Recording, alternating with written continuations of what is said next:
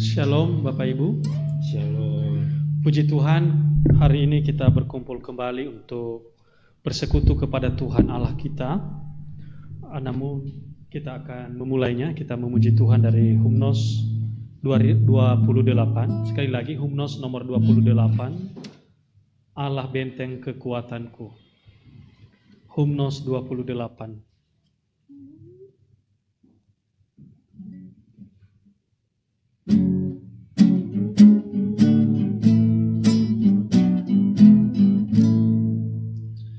Allah kita itu benteng kokoh, Allah kita tak terkalahkan.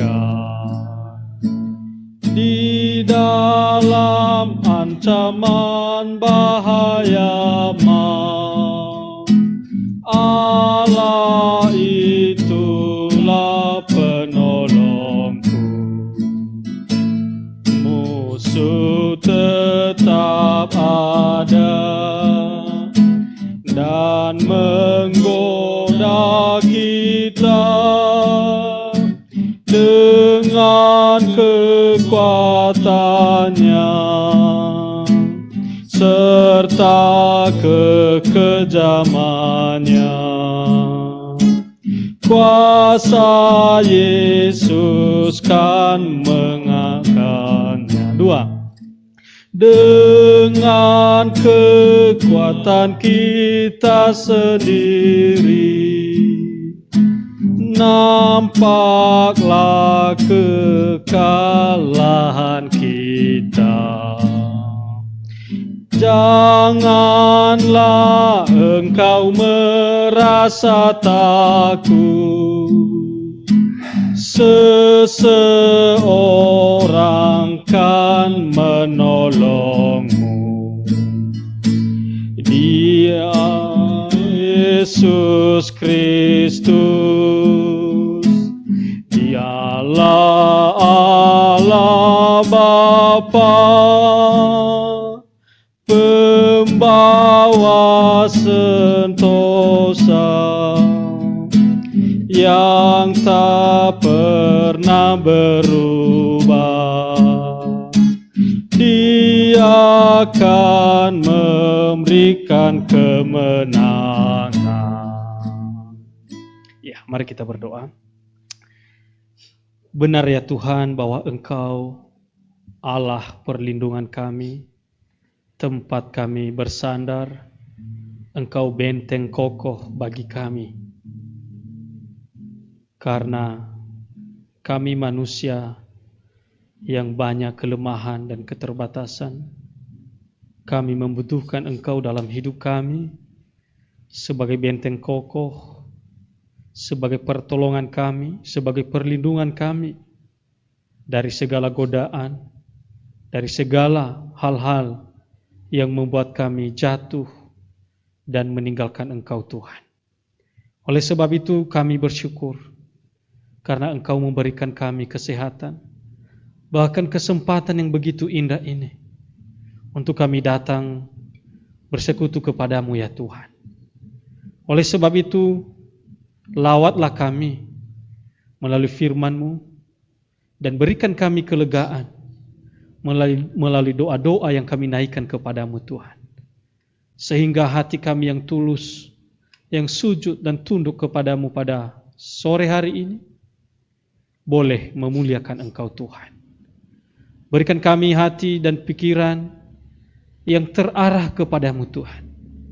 Berikan kami hati dan pikiran yang merasakan kenikmatan berkat-berkat rohani-Mu pada sore hari ini. Sehingga kami semakin kuat, semakin tegak di dalam kami menjalani kehidupan kami. Kami merenungkan kebenaran firman-Mu sebagai dasar bagi kami untuk kami menaikkan doa-doa kami ya Tuhan. Tuhan, kami percaya, bahkan kami undang Engkau hadir di tengah-tengah kami untuk mendengarkan setiap kami, menjawab kami, dan memberikan kelegaan kepada kami Tuhan. Sehingga setelah kami keluar dari rumah-Mu ini, kami boleh merasakan sesuatu hal berkat rohani yang meneguhkan iman kami, yang menolong kami dan memberikan penghiburan, kekuatan kepada kami dalam menghadapi segala problem hidup yang kami harus hadapi. Berkati saudara-saudara kami yang masih dalam perjalanan, pimpinlah mereka ke tempat ini, sehingga mereka boleh tiba dengan penuh sukacita, bahkan mereka tiba dengan penuh damai sejahtera. Kami yang hadir pun Tuhan berkati kami, agar kami boleh diberkati melalui doa-doa kami, maupun melalui firman yang kami renungkan. Berkati hamba-Mu yang terbatas ini, pimpin Tuhan sehingga dalam renungan ini, kami mendapatkan berkat rohani. Terpujilah Engkau Tuhan, dalam nama Tuhan Yesus kami berdoa. Amin. Bapak Ibu, kita membaca firman Tuhan di dalam Mazmur pasal yang ke-20.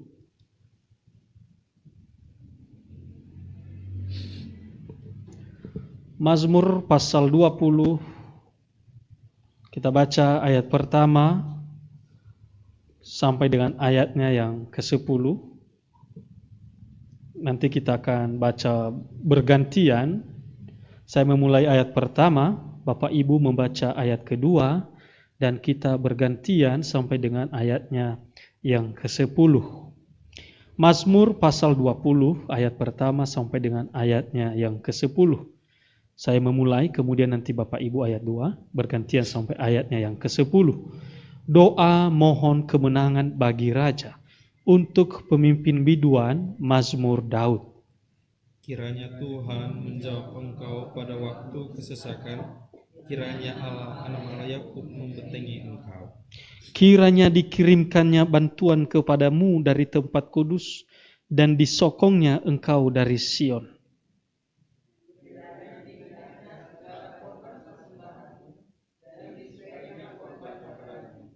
Kiranya diberikannya kepadamu apa yang engkau kehendaki, dan dijadikannya berhasil apa yang kau rancangkan.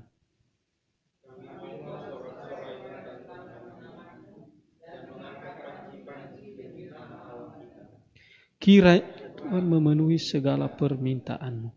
Sekarang aku tahu bahwa Tuhan memberi kemenangan kepada orang yang diurapinya, dan menjawabnya dari surganya yang kudus, dengan kemenangan yang gilang gemilang oleh tangan kanannya.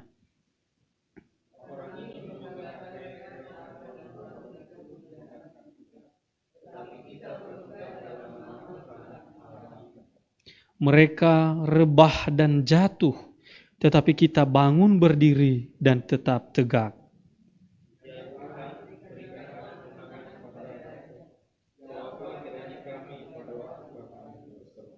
Ya, amin. Saya sekali lagi baca ayat 7 sampai 10.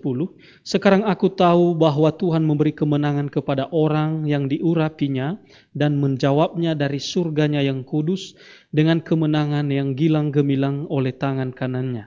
Orang ini memegahkan kereta dan orang itu memegahkan kuda, tetapi kita bermegah dalam nama Tuhan Allah kita.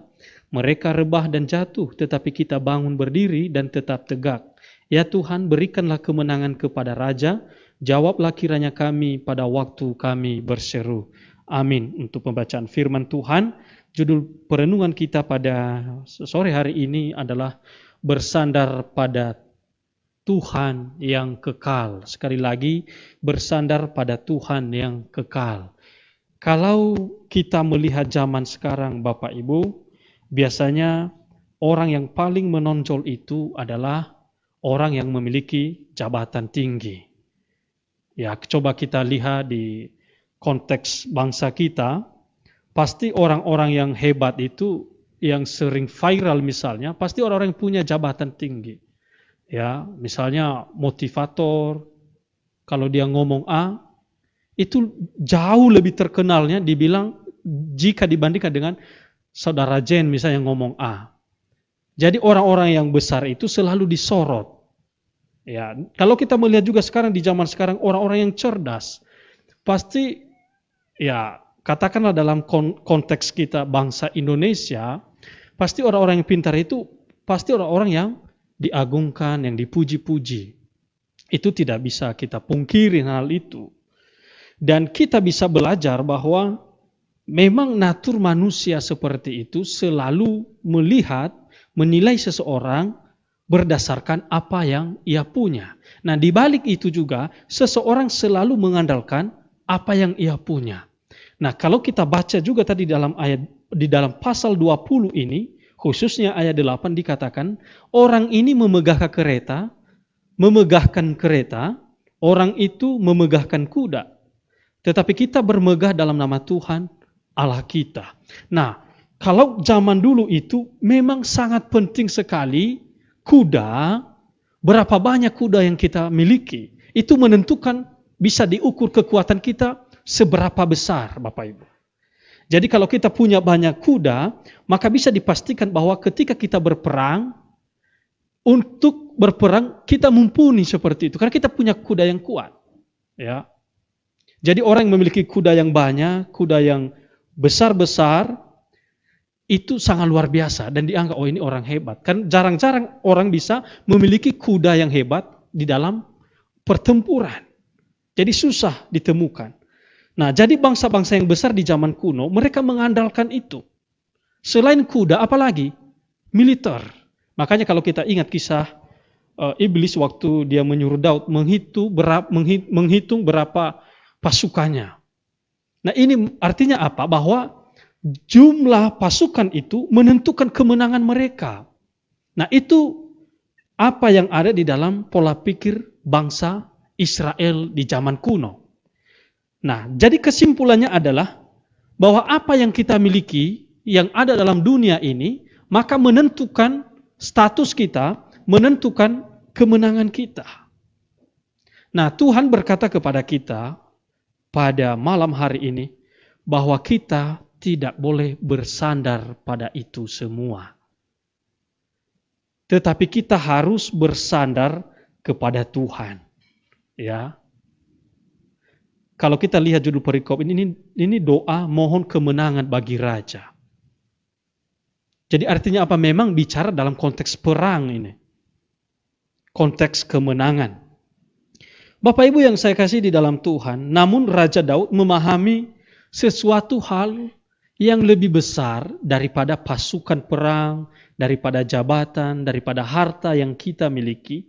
Tetapi dia katakan bahwa kita memiliki kemenangan sejati tidak datang dari kekuatan manusia, tetapi melainkan dari Tuhan. Nah, ayat 8, orang itu memegahkan kereta dan orang itu memegahkan kuda, tetapi kita bermegah dalam nama Tuhan Allah kita. Artinya apa? Walaupun sekalipun kita tidak punya kuda, tidak punya kereta, tetapi ketika kita memiliki Tuhan, maka Daud katakan memastikan bahwa kemenangan berpihak kepada kita. Ya, kadang-kadang ketika kita menghadapi masalah, apa yang kita andalkan? Pengalaman kita. Apa yang kita andalkan? Pikiran-pikiran kita. Tanpa kita menyerahkan kepada Tuhan. Kita mengandalkan apa yang kita punya. Nanti kalau kita sudah mentok, baru kita mau cari Tuhan. Nah, ini realita hidup kita sebetulnya. Sekalipun kita orang percaya, tapi secara tidak langsung, kadang-kadang sebetulnya kita berjalan semaunya kita. Kita berjalan dengan dimotivasi oleh apa yang kita punya sebetulnya, oleh apa yang kita pikirkan, oleh apa yang kita mau. Maka sesuai dengan pengalaman Daud, apa yang ia alami, dia katakan ternyata itu semua tidak ada gunanya. Itu semua runtuh dan roboh ketika Tuhan tidak berpihak kepada kita.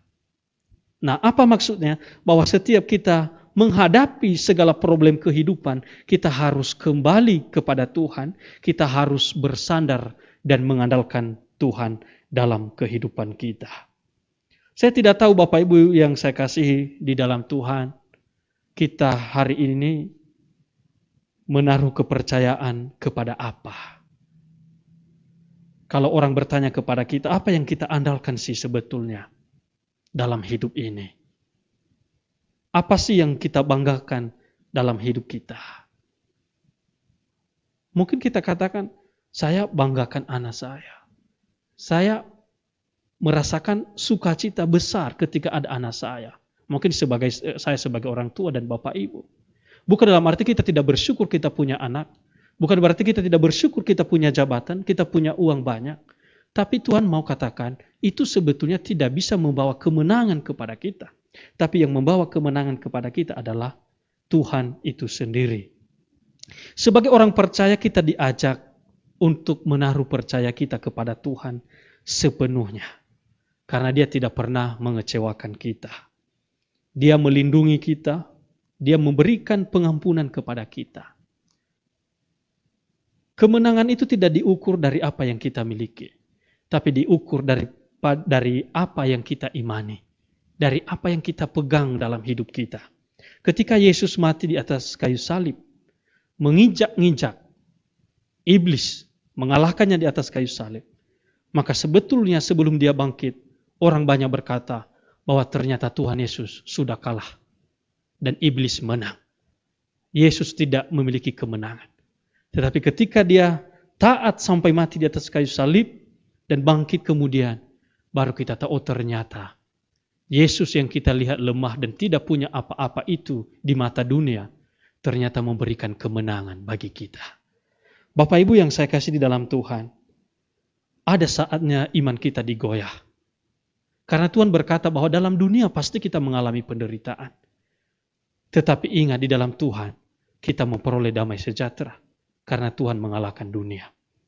Kadang-kadang mungkin kita menangis. Siapa yang tidak pernah menangis? Pasti kita alami Bapak Ibu. Ya, mungkin kalau lihat tahun 2024, berapa kali kita meneteskan air mata. Ya, kalau saya hitung-hitung, mungkin saya sudah berapa kali meneteskan air mata. Oleh karena problem saya. Mungkin saya memikirkan masa depan saya. Saya memikirkan anak saya juga, bagaimana dengan anak saya ini. Kadang-kadang juga kita memikirkan itu Bapak Ibu yang saya kasih di dalam Tuhan. Oleh karena itu adalah salah satu bagaimana orang percaya itu diuji apakah dia sebetulnya mengandalkan Tuhan dalam hidupnya. Goncangan itu, bahkan goncangan yang dialamatkan kepada kita, yang kita hadapkan, maka itu sebetulnya memberikan kita iman yang kuat, keteduhan, jangkar yang kuat, dan memberi ketenangan dan kekuatan kepada kita di saat-saat itu. Ya, pernah suatu kali Bapak Ibu yang saya kasih di dalam Tuhan, ada satu peristiwa di mana kami tidak punya pilihan apa-apa. Ya, ada satu peristiwa yang mungkin saya tidak bisa jelaskan kepada Bapak Ibu, tapi saya mau menjelaskan intinya saja. Kami sudah berserah lagi, kami sudah tidak bisa komentar apa-apa. Tapi tiba-tiba kami mendapatkan suatu berita sukacita Bapak Ibu. Dan dari situlah siang hari kami duduk-duduk bersama dengan istri saya saling tatapan-tatapan. Ketika kami mendengar berita sukacita itu, istri saya langsung turun dari ranjang, berlutut dan menangis kepada Tuhan. Kenapa saya cerita itu? Kadang-kadang kami berpikir, oh mungkin keluarga kita bisa memberikan solusi kepada kita. Atau mungkin ada orang lain yang kita andalkan. Ternyata pada kejadian-kejadian yang kita tidak sangka, ternyata tidak ada. Tapi ketika Tuhan yang bekerja, ketika kita sungguh-sungguh mengandalkannya, maka Tuhan pasti bekerja dalam hidup kita. Oleh sebab itu marilah kita percaya kepada Tuhan, karena Dia tidak pernah mengecewakan anak-anaknya. Sekalipun kita berjalan tertati-tati dalam hidup kita, kita percaya bahwa Tuhan pasti buka jalan dalam hidup kita. Mari kita berdoa. Bapa di surga, terima kasih Tuhan. Kami bersyukur kepadamu pada malam hari ini. Kadang-kadang kami manusia mengalami kesesakan dalam hidup kami. Kadang-kadang kami mengalami pergumulan hidup. Kadang-kadang kami meneteskan air mata. Oleh karena kami memikirkan pekerjaan kami yang mungkin tidak kunjung kami mendapatkan keuntungan yang kami inginkan.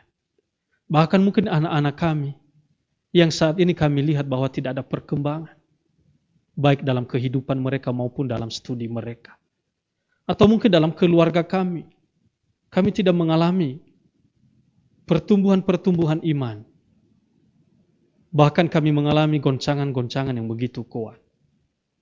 Ya Tuhan, jikalau Engkau menemukan kami selama ini, mengandalkan apa yang kami punya, mengandalkan pengalaman kami, mengandalkan pikiran kami, ampunilah kami ya Tuhan. Tolonglah kami agar kami terus mengandalkan Engkau dalam hidup kami. Sehingga kami, ketika kami melangkahkan kaki kami menaruhnya di tangan kanan-Mu yang penuh kuasa ya Tuhan. Karena di dalam Engkaulah kami mendapatkan kemenangan. Terima kasih ya Tuhan. Terima kasih. Kami percaya bahwa Engkau mengerti setiap kami hari ini. Yang sedang ada di dalam problem ini. Yang sedang ada dalam kesesakan ini. Yang sedang ada dalam tekanan ini. Tuhan tolonglah kami. Agar kami semakin hari semakin diberi hikmat. Untuk tahu bagaimana cara bergantung kepadamu. Dan mengandalkan Engkau dalam hidup kami. Terima kasih Tuhan, terima kasih. Di dalam nama Tuhan Yesus kami berdoa. Amin.